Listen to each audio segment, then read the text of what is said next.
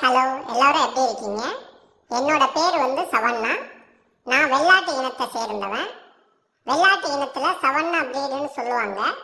என்னோட பிறப்பிடம் south Africa. நான் அதிகப்படியான பால் தரக்கூடிய வெள்ளாட்டு இனங்கள்ல முதலிடத்துல இருப்பேன். என்ன அதிகமா விவசாயிகள் பாலுக்காக வளர்க்குறாங்க. அதே போல கறி பர்பஸ்க்காகவும் வளர்க்குறாங்க. இந்த ரெண்டு பர்பஸுக்காகவுமே நான் கரெக்டான ஒரு சூட்டபிளான ஒரு பிரீடு.